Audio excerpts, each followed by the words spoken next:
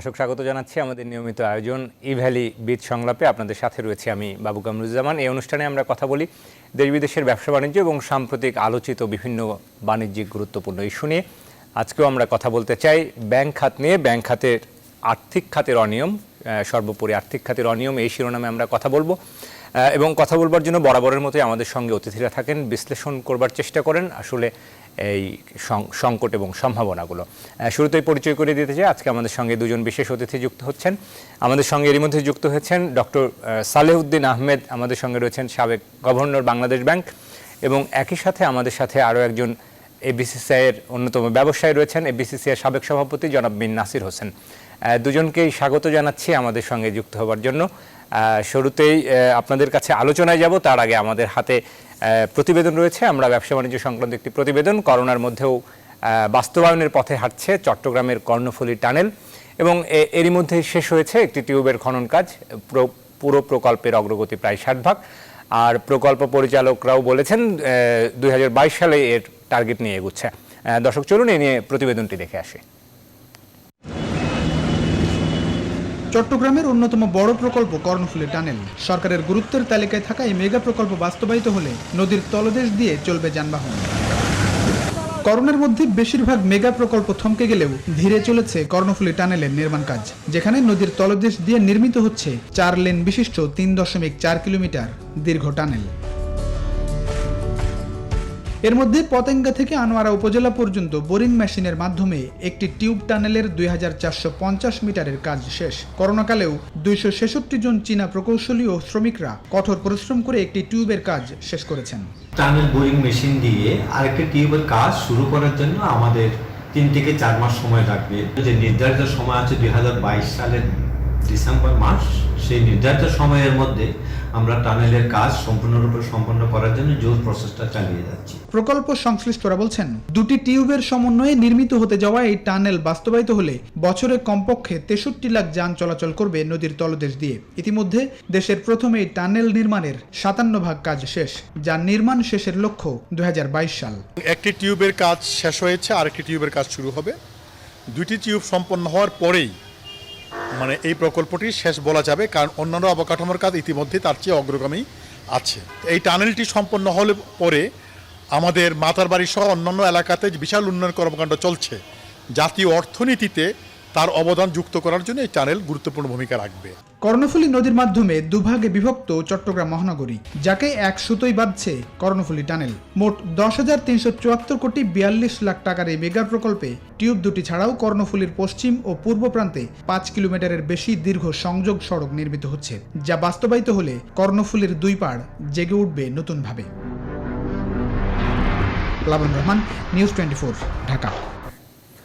দর্শক, আমাদের হাতে থাকা রিপোর্টটি দেখছিলাম। এবারে মূল আলোচনায় যেতে চাই। আমরা শুরুতেই দুজনের পরিচয় করিয়ে দিয়েছি। আমাদের সঙ্গে আজকে দুজন বিশেষ অতিথি রয়েছেন, বাংলাদেশ ব্যাংকের সাবেক গভর্নর ডক্টর সালেহউদ্দিন আহমেদ এবং একই সাথে জনাব মিন নাসির হোসেন, এফবিসিসিআইয়ের সাবেক সভাপতি। দুজনকে আবারও স্বাগত জানাচ্ছি। আমরা সরাসরি প্রশ্নে যেতে চাই। আর্থিক খাতে অনিয়ম, অব্যবস্থাপনা, এই শিরোনামে আমরা আজকে কথা বলছি। করোনাজনিত সংকট আমাদের রয়েছে।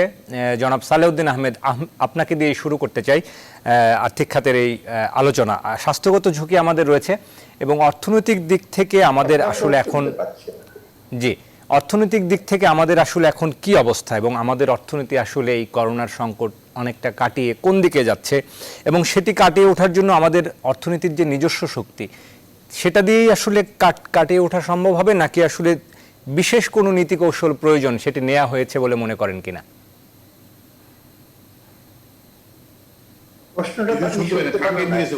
জি জি স্যার।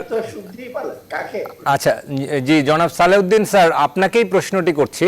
আপনি এখন যদি শুনতে পান, আমি আপনাকে সরাসরি ছোট করে প্রশ্নটি বলছি যে অর্থনৈতিক দিক থেকে এখন আসলে আমাদের কি অবস্থা, আমরা অর্থনীতি কোন দিকে যাচ্ছে এই করোনা সংকটের মধ্যেও? আচ্ছা, অর্থনীতি আপনি যে এখন যে কোভিডের 19 যে অর্থনীতি, তো আমি বলবো যে এখন ওটা স্থবিরিত হয়ে আছে, এটা বিশ্বব্যাপী। কিন্তু দেশে একটা সমস্যা হলো যে আমাদের এই অর্থনীতিটা আপনার যে ওতে যাচ্ছিল তার আগেই কিন্তু, যেটা একটু আগে বছর ব্যাংকিং সেক্টর বা সেক্টর, ব্যাংকিং সেক্টর কিন্তু নানা সমস্যা এমনি ছিল, অনিয়ম ছিল, তারপরে আপনার করাপশন ছিল, মুদ্রা পাচার ছিল, ব্যাংকিং সেক্টর সুপারভিশন, ব্যাংকিং সুশাসনের অভাব ছিল, সেইগুলো কিন্তু আর প্রকটতর হয়ে যায়। এখন এই প্রকটতর ব্যাংকিং অবস্থা, এই যে ব্যাংকিং অবস্থা, এই অবস্থায় এই যে প্যাকেজটা যেটা দেওয়া হয়েছে সেটা কিন্তু ব্যাংক নির্ভর, ঋণ নির্ভর, এবং ব্যাংকের রোল বেশি এবং সেন্ট্রাল ব্যাংকের রোল অত্যন্ত বেশি। অর্থাৎ আমরা প্রথমে আমি বলেছিলাম যে এটা কিন্তু ইমিডিয়েটলি ব্যাংকারদের রুটিন জব হিসাবে নিলে হবে না, মানে এটাকে ওয়ার ফুটিয়ে একটা অন্যভাবে এই জিনিসটা নিতে হবে। কিন্তু আমরা লক্ষ্য করেছি যে প্যাকেজটা দেওয়ার পরে নানা রকম জটিলতা, নানা রকম কনফিউশন, এবং ব্যাংকারদের নানা রকম স্লো প্রোগ্রেস, এবং সেন্ট্রাল ব্যাংকের বিশেষ করে যেরকম আপনার সুপারভিশন মনিটরিং করার কথা, সেই ব্যাপারে যথেষ্ট কিন্তু আপনার মন্তব্যদি এই প্যাকেজের কিন্তু আপনার যে বাস্তবায়ন মোটেও সন্তোষজনক নয়। বিশেষ করে আপনি দেখেন সেন্ট্রাল ব্যাংক কয়েকদিন আগে বলছেন অগাস্ট মাসের আগে সমস্ত ঋণ ডিসবার্সমেন্ট করতে হবে, সেটা তো হয় নাই। এখন আবার কয়েকদিন আগে দেখলাম যে ব্যাংকারদের বলে যে আপনারা অফিস খোলা রাখবেন, সবকিছু খোলা রাখবেন, আপনারা অফিসে যাবেন, তার মানে ইন্ডিকেশন যে আপনার কাজ করতে হবে আরো বেশি আরো, কিন্তু এইভাবে নির্দেশ আদেশ দিয়ে তো কাজ হবে না। আপনি সেন্ট্রাল ব্যাংকের একটা সমস্যা যেটা আমি দেখেছি, যে সার্কুলার গুলো দিয়েছে, অনেকগুলো সার্কুলার দিয়েছে, তার মধ্যে ইন বিটুইন দ্য লাইন অনেক রকম আছে, উজ্জ্ব থাকে, অনেক কিছু আপনার পরিষ্কার ছিল না। আবার ব্যাংকারদের থেকে অসুবিধা কি, তারা আগে থেকেই কিন্তু অনেকটা একটু স্লো ছিল, যে ঋণ দিতে যাব, বিশেষ করে মাইক্রো এসএমই খাতে ঋণ দেব, সেটা রিস্ক কভার করবে, রিস্ক হবে কিনা, আবার আমরা ডিফল্ট হই কিনা, এবং বড়দের ব্যাপারেও, বড়দের ব্যাপারে এতটা না, বড়দের ব্যাপারে যারা ভালো ক্লায়েন্ট তাদের ব্যাপারে তারা দিচ্ছে দেবে, কিন্তু অন্য বড় ব্যবসায়ী, বড় শিল্পপতি তাদেরও দরকার, তাদের ব্যাপারে কিন্তু যথেষ্ট অনীহা, যথেষ্ট ইস্যু। অতএব ব্যাংকারদের আরো প্রোঅ্যাক্টিভ করা উচিত ছিল, ব্যাংকারদের আরো আপনার দ্রুত গতিতে কথা ছিল। কিন্তু এই প্রসঙ্গে আমি বলি, একটা সমস্যাটা কিন্তু হয়েছে ব্যাংকারদের জন্য, সেটা 9-6 ফাঁদে পড়ে। আপনি 9% দেবেন, 6% ডিপোজিট নেবেন, ব্যাংক তারা ডিপোজিট হারাচ্ছে, তারপর 9 দিয়ে, যেমন এসএমই খাতে 9 কিভাবে দেবে, এসএমই তো 12-14% দেওয়া যাবে না। অর্থাৎ এই জিনিসগুলো নানা রকম জটিলতা, আমাদের নীতি নির্ধারণের নানা রকম অস্পষ্টতা, এবং বাস্তবায়নের যে নির্দেশগুলো, প্রক্রিয়াগুলো সঠিক নির্ধারণ, সেগুলো হয় নাই। অতএব আমি বলবো যে আমাদের অর্থনীতি ঘুরে দাঁড়াবার যে একটা পসিবিলিটি, এটা অনেকে বলছে খুব দ্রুত হবে, আমার মনে হয় না। ডিসেম্বর পর্যন্ত দেখেন, ডিসেম্বর মধ্যে হয়তো কিছুটা তো একটা আসবে যে অর্থনীতি কোন দিকে যাচ্ছে। এর আগে কিন্তু আমরা বলতে পারবো না অর্থনীতি কোন দিকে। ছিটে ফোটা আমরা দেখছি গার্মেন্ট ইন্ডাস্ট্রি একটু ইমপ্রুভ করেছে, বাট এগুলো ছিটে ফোটা, এগুলো সাস্টেইন কিনা, সেগুলো আমার কিন্তু মনে অনেক প্রশ্ন আছে। রেমিটেন্সের ব্যাপার তো নাই বললাম, স্মল মিডিয়াম এন্টারপ্রাইজের কথা নাই বললাম। ডিসেম্বরের আগে গতিটা কোন দিকে যাচ্ছে, ইতিবাচক কিনা, সেই ব্যাপারে আমরা বলতে পারবো না, আর সময় লাগবে আরো বেশি। এটাই হলো আমার আপাতত বক্তব্য, দরকার আমি প্রয়োজনে নিশ্চয়ই স্যার, আপনার কাছে আমরা আবারও আসবো। তবে মিন নাসির হোসেন আমাদের সঙ্গে যুক্ত রয়েছেন, এবিসিসি এর সাবেক সভাপতি এবং ব্যবসায়ী। জনাব মিন নাসির, আপনি নিশ্চয়ই আমাকে শুনতে পাচ্ছেন, আপনার কাছেও একই প্রশ্ন। ডক্টর সালেউদ্দিন বলছিলেন যে আর্থিক খাতে আমরা অনিয়ম নিয়ে আলোচনা করছি, কিন্তু উনি কিন্তু বলছিলেন যে আমাদের যে এই গতি ফেরানোর জন্য যে প্রণোদনা তহবিল গঠন করা হয়েছিল, সেটি আসলে গতি ফেরাতে কতটা সহায়ক হয়েছে বলে মনে করেন আপনি? ধন্যবাদ আপনাকে। আমি কিন্তু আপনার প্রশ্নের মানে সম্পূর্ণ শুনতে পারিনি, অনুমান করে যেগুলি বুঝতে পেরেছি সেটা বলছি আর কি। বাংলাদেশের অর্থনীতি শুধু নয়, বৈশ্বিক অর্থনীতি তো কোভিডের জন্য একদম পরিবর্তন হয়ে গেছে। ওয়েস্টার্ন ওয়ার্ল্ডে যদি আপনি দেখেন, সেখানেও কিন্তু জবলেস হয়েছে, আমেরিকাতে লক্ষ লক্ষ লোক জবলেস। বাংলাদেশের ঠিকই অলমোস্ট একই সমস্যা, কারণ প্রাইভেট সেক্টরের জবটা সংকুচিত হয়েছে, কারণ 3 মাসের উপরে মূলত অর্থনীতি চাকা বন্ধ ছিল। তো সেখানে তো এমপ্লয়মেন্ট জেনারেট করা যায়, প্রোডাকশনই করা যায়, তবে হবে। তো এখন ওপেন আপ হওয়ার পর থেকে এটা মোমেন্টাম গেইন করেছে, কিন্তু এইটা একটা পূর্ণাঙ্গ পর্যায়ে আসতে আরো কয়েক মাস সময় লাগবে, যেটা সালাউদ্দিন সাহেব বলেছেন। কারণ হচ্ছিল যে আমরা কিন্তু অনেকগুলি টানাপোড়েনের মধ্যে দিয়ে এখন চলছি। একটা হচ্ছিল যে প্রণোদনা ঘোষণা করা হয়েছে, সেটা ডিসবার্সমেন্ট প্রসেস উনি বলছেন রাইটলি, যেটা 30,000 কোটি টাকার, সেটা কিন্তু যেটা বৃহৎ বা মাঝারি শিল্পের, সেইটা কিছুটা অগ্রগতি হয়েছে। কারণ প্রথম দিকে ব্যাংকারদের যে জিনিসটা ছিল সেটা ছিল একটা প্রোটেক্টিভ মেন্টালিটি ছিল।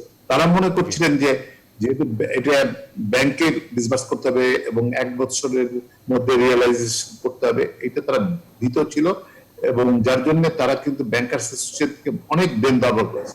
যার জন্য প্রায় 30টা কিন্তু সার্কুলার বাংলাদেশ ব্যাংক থেকে হয়েছে বিভিন্ন সময়, এবং এফবিসিসিআই সেই ট্রেড বডিগুলি ইন্টারভিউ করতে হয়েছে যে যাতে এই ডিসবার্সমেন্টটা হয়।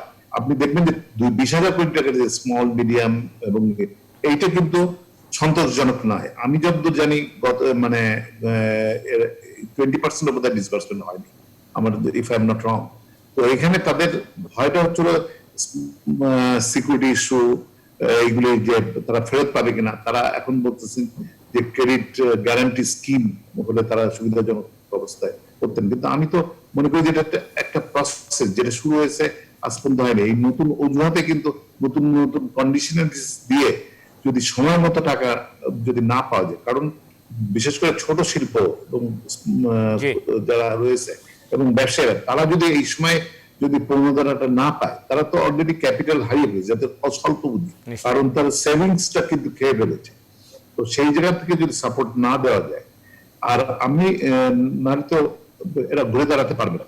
ব্যাপারটা ছিল টোটাল ইকোনমিক সাইজের 20,000 কোটি টাকা কতটুকু, সেইটুকু তো বহন করার ক্ষমতা বাংলাদেশের অর্থনীতিতে থাকা উচিত, বা সেন্ট্রাল ব্যাংকে সাপোর্ট দেওয়া উচিত। তো এইটা আমরা বারবার বলেছি। একবার বললাম যে আমাদের জুনের মধ্যে ডিসবার্সমেন্ট করতে হবে, হলো না, জুলাই চলে গেল, আগস্টের মধ্যে এখনো ডিসবার্সমেন্ট পুরোপুরি হচ্ছে না। বৃহত্তর কিছুটা মোটামুটি সন্তোষজনক, কিন্তু ছোটটাই কিন্তু এখন পর্যন্ত হয়নি। তো এর অন্যতম কারণ হচ্ছে দীর্ঘদিন ব্যাংকিং সেক্টর কিন্তু একটা বিশৃঙ্খলার মধ্যে অতিবাহিত হচ্ছে। এখানে শৃঙ্খলার অভাব রয়েছে।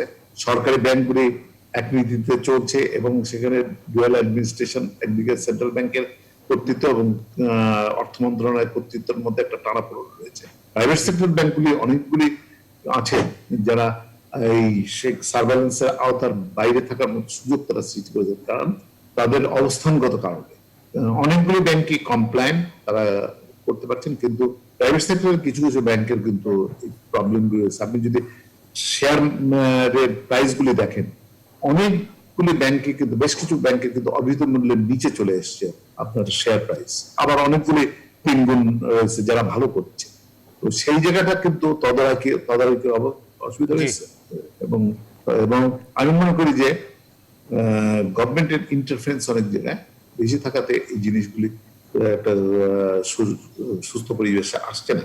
তো আমি যেটা বলতে চাই সেটা হচ্ছিল যে আমাদের আরো কিছু হোলিস্টিক অ্যাপ্রোচ দিতে হবে। আমাদের ইনফ্রাস্ট্রাকচার সেগুলি সচল করতে হবে। চিটাগং পোর্টে কনজেশন হয়ে গেছে দীর্ঘদিন, কন্টেনার জমা হওয়াতে, কারণ 3 মাস তো ট্রান্সপোর্টেশন বন্ধ ছিল।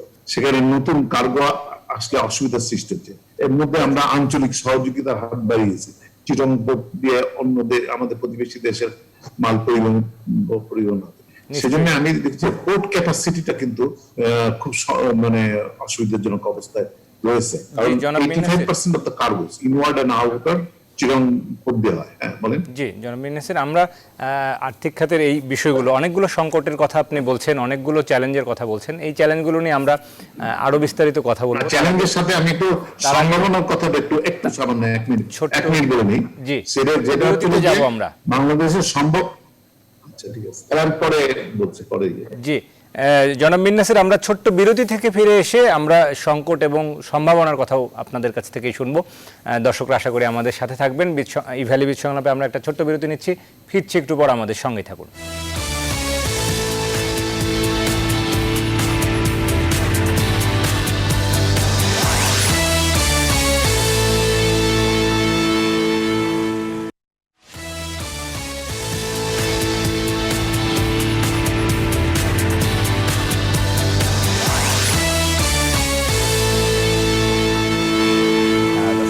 পর আবারও স্বাগত জানাচ্ছি ইভ্যালি বিদ সংলাপে। আজকে আমরা কথা বলছি আর্থিক খাতের অনিয়ম অব্যবস্থাপনা এই শিরোনামে, এবং আমাদের সঙ্গে দুজন অতিথি রয়েছেন।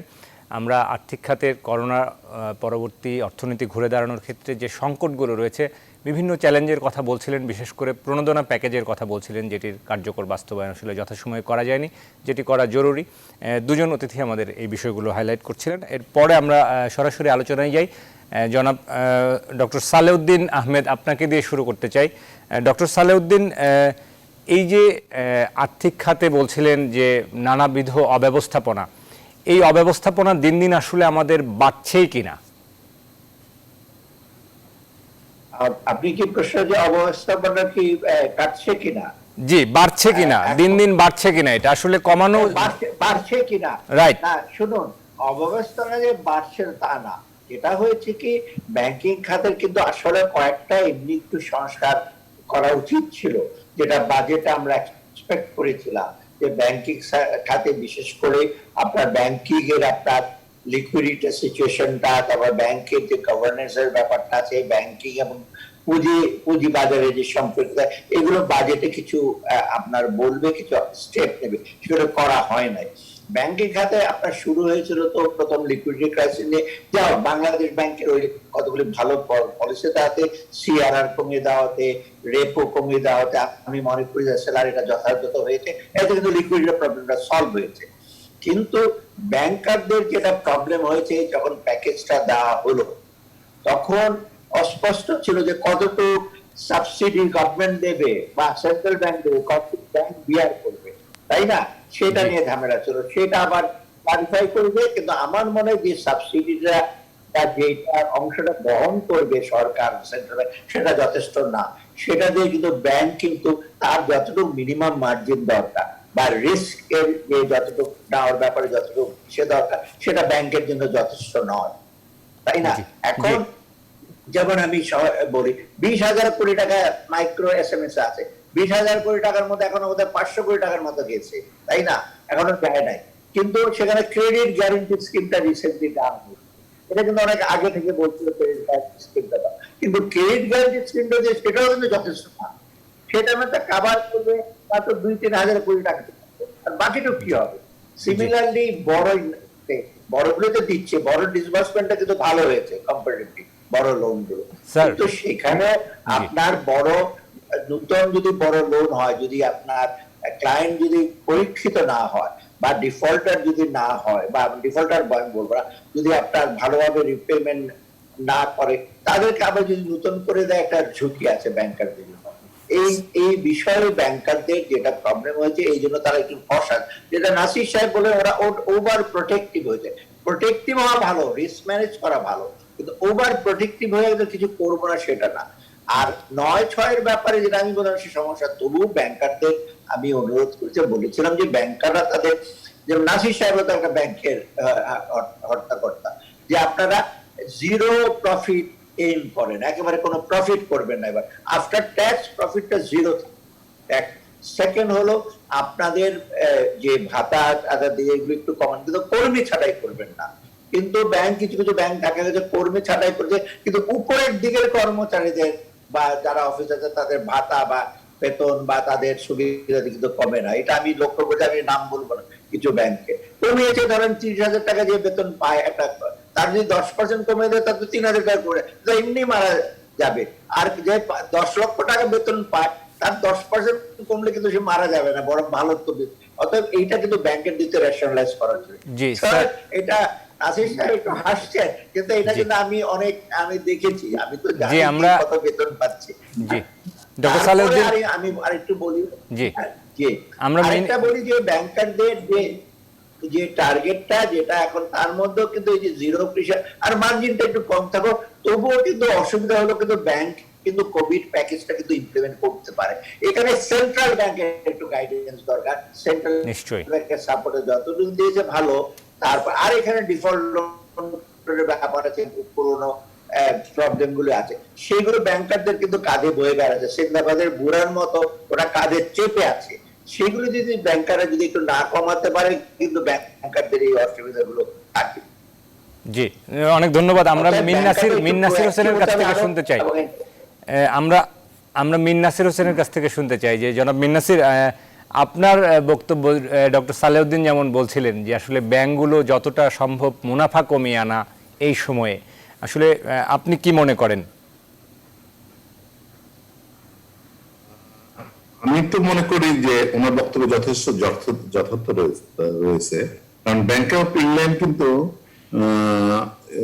মানে কোভিড সিচুয়েশনের মধ্যে একটা ইয়ে করেছিল, সার্কুলার দিয়েছিল যে ব্যাংক তাদের ডিভিডেন্ড ডিক্লেয়ার করতে পারবে না এবং নতুন কোনো এক্সপোজার সেভাবে নিতে পারবে না, যাতে এবং বোনাস এবং other things facilities to the employees, বিশেষ টপ মোস্ট এমপ্লয়ি তাদেরটা বন্ধ রাখতে হবে। বাংলাদেশ ব্যাংকে যেটা করেছে একটা ভালো জিনিস করেছে, যে সেটা হচ্ছিল যে 15% বেশি কেউ ডিভিডেন্ড ডিক্লেয়ার করতে পারবে না, কিন্তু কিছু কিছু ব্যাংকের সক্ষমতা ছিল তার থেকে বেশি করার, অনেকের হয়তো ছিল না। তা আমি মনে করি যে এটা রাইট ইয়ে ছিল, যদিও সেন্ট্রাল ব্যাংক বলেছিল সেপ্টেম্বরের আগে ডিভিডেন্ড ডিসবার্সমেন্ট করা যাবে না, তো সেটা শিডিউল করা হয়েছিল স্টক এক্সচেঞ্জ মেম্বারদের বা সাধারণ শেয়ার হোল্ডারদের পক্ষ থেকে।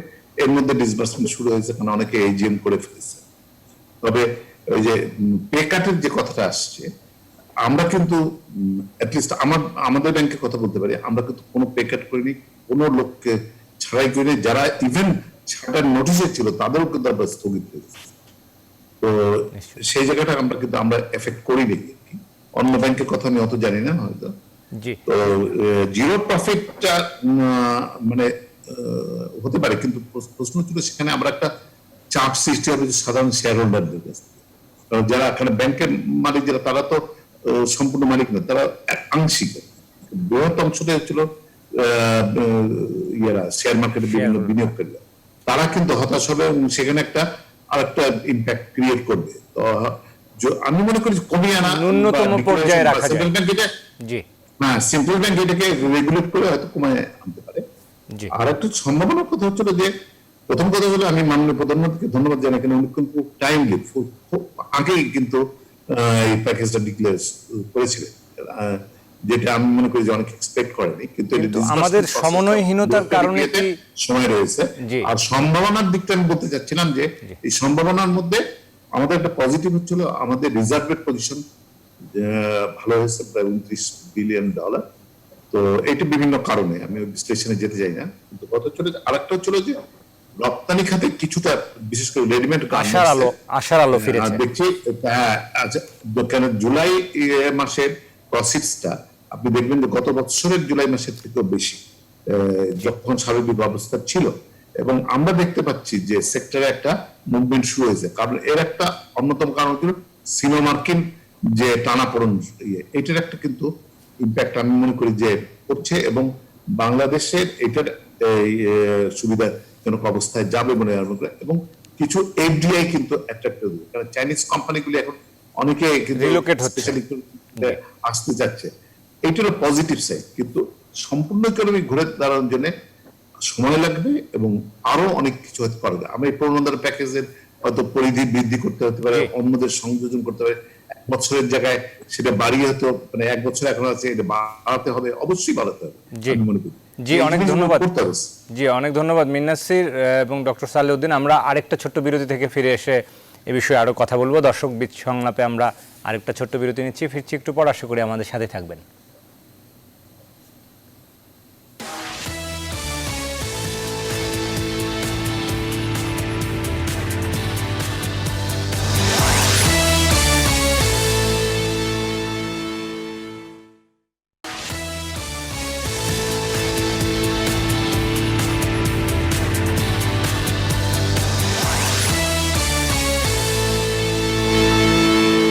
দর্শক, ইভ্যালি বিদ সংলাপে আরও একবার স্বাগত। আমরা কথা বলছি আর্থিক খাতে অনিয়ম এই শিরোনামে। আমাদের সঙ্গে দুজন অতিথি রয়েছেন। আমরা অনুষ্ঠানের একেবারে শেষ পর্যায়ে রয়েছে। ডক্টর সালেউদ্দিন, সরাসরি আপনার কাছে যেতে চাই, প্রশ্নে যেতে চাই। আশা করি আপনি আমাকে শুনতে পাচ্ছেন। অনেক সংকটের কথা বলেছেন, সুনির্দিষ্ট করে যদি বলেন যে এই রকম একটি পরিস্থিতি থেকে আমরা কিভাবে উত্তরণ হতে পারি। একই সাথে মুদ্রা পাচারের বিষয়টি নিয়ে আমরা অনেক আলোচনা শুনি, সেটির জন্য আসলে কি করা যেতে পারে?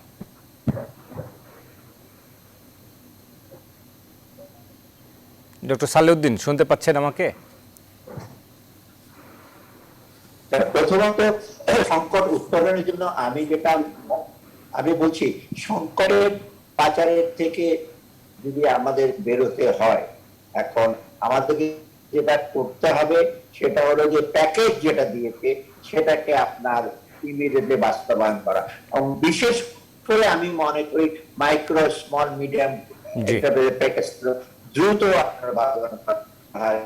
কারণ হলো কি, এইসব ব্যবসায়ী বেশি ক্ষতিগ্রস্ত হচ্ছে। একটা জিনিস হলো কর্মসংস্থানের জন্য এই এন্টারপ্রাইজ গুলো সবচেয়ে বেশি দরকার। এরা কিন্তু শ্রমনিবিড় এবং এরাও কিন্তু ছোটখাটো ইন্ডাস্ট্রি গুলো কিন্তু আপনার এই যে সোশ্যাল ডিসেন্ট কাজ করতে পারে, এটা এক নাম্বার। দ্বিতীয়ত হলো যে আপনার যেগুলো আমাদের অন্যান্য শিল্পগুলো আছে, যেটা উন্নত পণ্য উৎপাদন করে, এটা যদি আপনার যে কারখানা না করি, তবে রিয়েল সেক্টর প্রোডাকশন হয় সেজন্য মূল্যস্ফীতি বাড়তে পারে। ডক্টর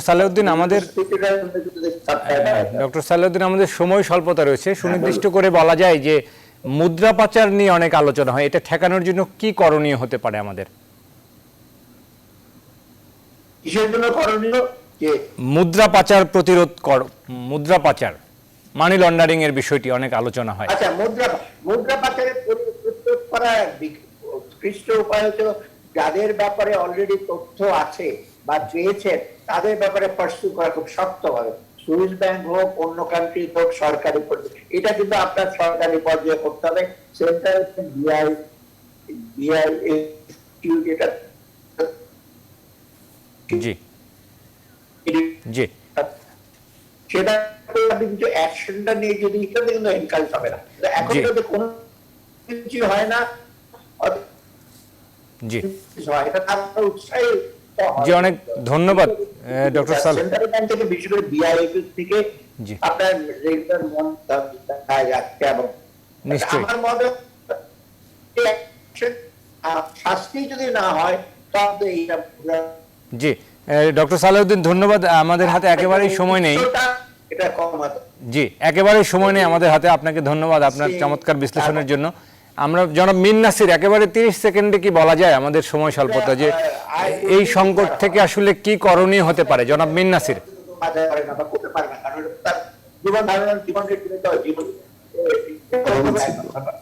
জি, ডক্টর সালেউদ্দিন, ধন্যবাদ আপনাকে। আমরা জনাব মিন নাসিরের কাছে সময় স্বল্পতা, একেবারেই সুনির্দিষ্ট করে যে এই সংকট থেকে বের হতে আমাদের আসলে কি করণীয়, সুনির্দিষ্ট করে যদি বলেন। সংকট থেকে বেরোনোর ছিল মানুষে অনেক কর্মচ্যুত হয়েছে, পারচেজিং পাওয়ার কমে গেছে, লোকের হাতে টাকা নেই। তো এই লোকগুলোকে আনতে হবে, কর্মসংস্থান সৃষ্টি করতে হবে। যে একটা বৃহৎ সেক্টর যেটা স্মল এবং প্রান্তিক পর্যায়ে যারা ব্যবসা করছেন তাদেরকে প্রণোদনা দ্রুত বাস্তবায়ন করতে হবে। এবং আরেকটা জিনিস হচ্ছিল গ্রামীণ অর্থনীতির চাঙ্গা করার জন্য কিছুটা জায়গায় হচ্ছিল এই সোশ্যাল সেফটি নেট, যেটা সেটি বাড়ানো। অনেক ধন্যবাদ। জি জি, অনেক ধন্যবাদ জনাব মিন নাসির। একেবারেই সময় স্বল্পতার কারণে আমরা ক্ষমা প্রার্থনা করছি আপনাদের কাছে। দর্শক, আমরা আজকে আলোচনা থেকে বিদায় নিব। নিশ্চয়ই পরবর্তী দিন নতুন কোনো বিষয় নিয়ে নতুন অতিথির সাথে দেখা হবে। ভালো থাকুন, সুস্থ থাকুন, নিরাপদ থাকুন।